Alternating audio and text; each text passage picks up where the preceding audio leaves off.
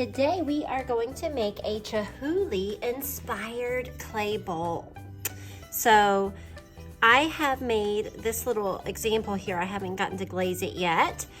This is Dale Chihuly and some of his beautiful seafoam glass bowls that inspired this project. Okay, so to get started, I have my slab of clay. I've cut it pretty thick here. We want to try to keep it as thick as possible through this process. I also have a block of clay wrapped in wet paper towel. We want to keep it nice and moist until we're ready to use it. Let's try not to dry it out. I'm going to take this little circle. I just trimmed down a paper plate, and I am going to cut out a circle shape. So taking your little tool, you want to slice through the clay so that you have a nice pretty circle.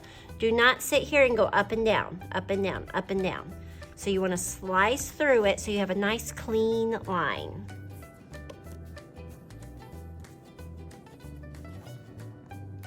Okay, so just put your clay off to the side and save it because we can reuse that for something else. Now I'm gonna just take my finger and just gently, not very rough, just very softly smooth out those edges. You want a nice smooth edge so there's no sharp edges or jagged cuts. And now you are going to put a fun texture, little design on one side of your clay.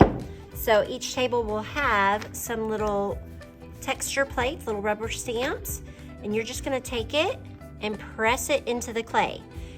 About medium pressure. You should feel it going into the clay a little bit. Do not press too hard and make your clay thin. So peel it up. If your design doesn't show up, then redo it. That means you didn't press hard enough. But you should not be making your clay thin. You wanted to keep your clay thick. That is very important.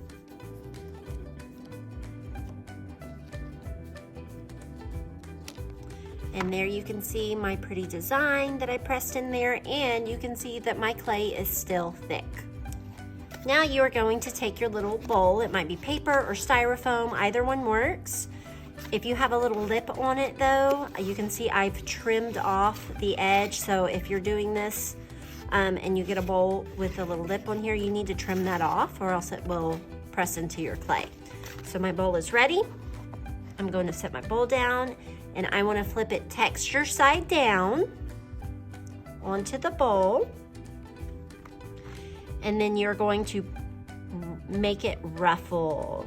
So nice little ruffles going all the way around. So I'm just going to squeeze the edge of it with a finger underneath, kind of wrap the clay around the finger, and do this gently. You do not want to tear or ruin your clay.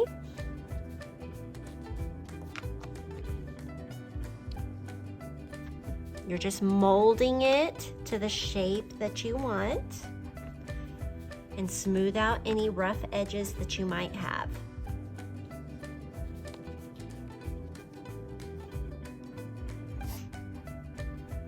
Okay, so that is ready.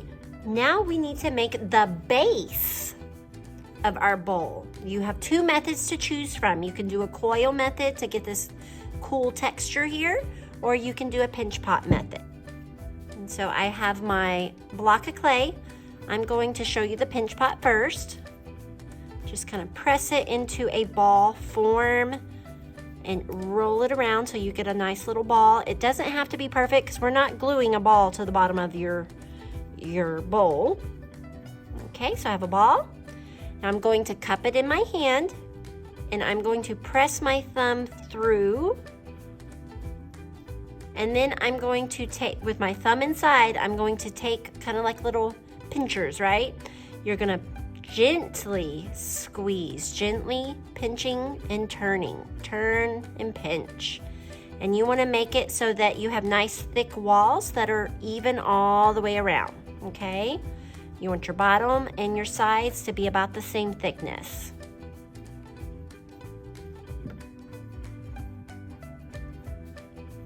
About the width of your finger. okay? Your bowl should be about the width of your finger, all the way around, okay? And I'm just gonna smooth out my edges. And that looks pretty bumpy, so I want to kind of just take my thumb and gently kind of smooth it out. All right, and I'm gonna tap, tap, tap so that it's nice and flat. And then to glue it down, we would glue it like this. So your bowls would be kind of, the bottom of your bowls would be on top of each other, okay? And I'll show you how to do that in a minute. Okay, so if you want to do the coil method, you're going to roll it into a Twinkie shape, but like a cylinder, between your hands, applying a little bit of pressure. And you're going to keep with the palm of your hands, not my fingertips, the palm of my hands. I'm just kind of rolling back and forth and turning it. If it starts getting too flat on one side, flip it over. And we're gonna make it like a snake shape, okay? Now, it's getting a little long for me to keep doing it that way, so I'm gonna put it on the table, and with the palm of my hands, a little bit of pressure, it's not the fingertips. If you keep doing it on your fingers, you're gonna have little fingerprints and indentions all the way through. So try to do the palm of your hand, rolling it back and forth.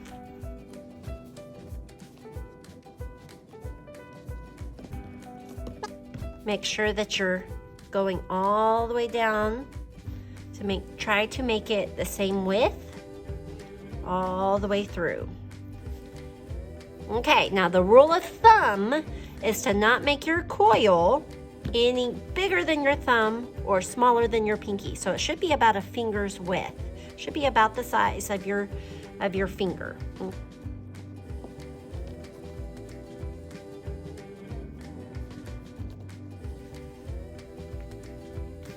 Okay, so now I have my coil, and I want to make kind of like a hollow cup with it.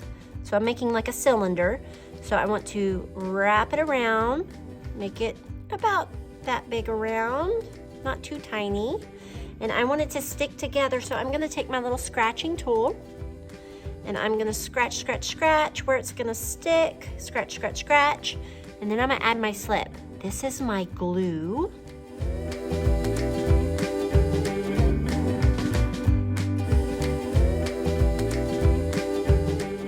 Press it together. So I added my slip, pressed it together, smoothed it, and now I'm going to coil it up.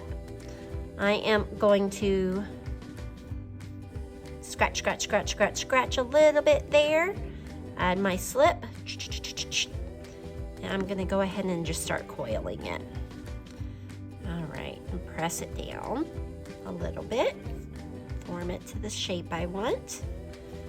I'm gonna scratch it up a little bit and add my slip. There we go. Now because it's a coil, it's a little bit lopsided, so your bowl is gonna be leaning a little bit. Okay, so it's pressed together, and I'm gonna take my finger on the inside and just kind of rub the inside carefully to make sure it really stays together. And then I want to tap, tap, tap, make sure it has a nice flat bottom. Smoothing this in to the edge. Okay, and then I have my coil base that I would stick on the bottom. Okay, so we need to glue one of these to the bottom. So I'm going to take my pinch pot and I'm going to glue it on like so. You need to take your scratching tool and you are going to scratch up the bottom of your little pinch pot. You have to do this to make it stick. It will fall off as it dries if you do not score and slip.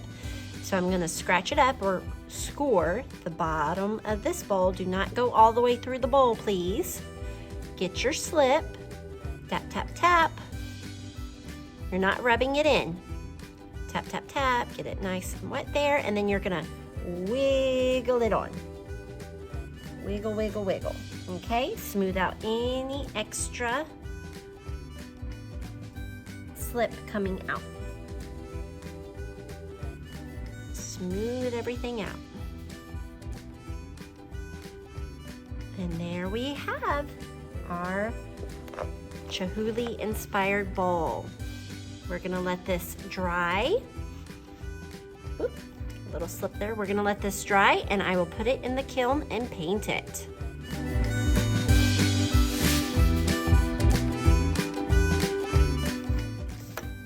Okay, so this has been fired in the kiln already, so we are ready to paint our bisqueware. All right, I am going to choose two colors, one dark solid blue color, and then I am also going to choose this one, which you can see looks very different. So this is the snow fire. So it has these little crystals in it that will show up after they're fired.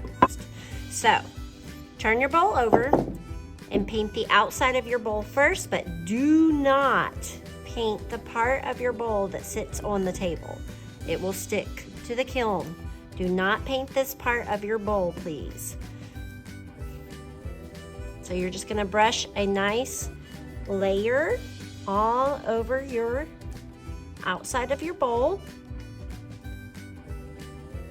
You can see this paint dries really fast. Make sure you get the edges really good. Okay, so I have all of this painted. I did not paint this part. Do not paint this part. And I'm looking to see if I missed any spots. It looks good. Let it dry and add another coat. You need at least 2 layers of paint.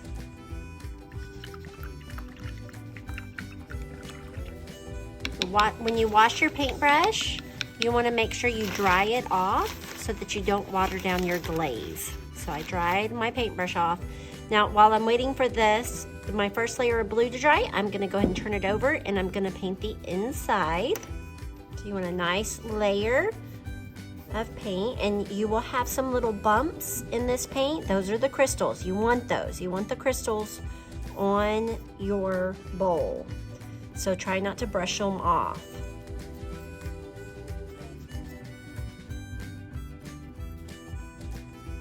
So notice I'm painting a little bit different with this type of paint. So this has the crystals in it. It's a little bit thicker paint. So I'm kind of dabbing it on there and spreading it out. But once it's got a nice thin layer and your crystals are in place, you don't need to keep painting over it. Once it's done, it's done. Make sure you get in between all the little textures and all the way to the edge, so that you don't have any exposed edges. Okay, so I'm gonna let that sit for a few minutes, let it dry, and then I will flip it over and add another layer of my paint.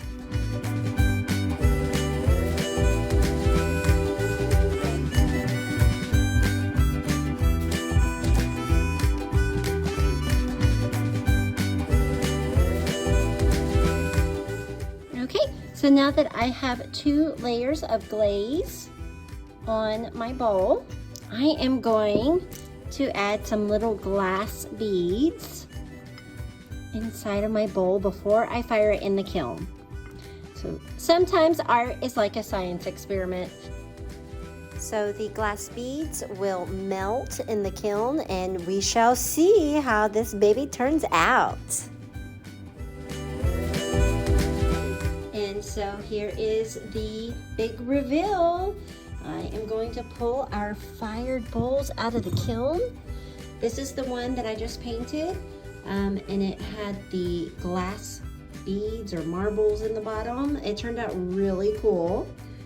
You can see it does crack in here, so this would not be food safe for sure, but it has a really cool effect on it. Looks almost like water glass, because it is glass, right?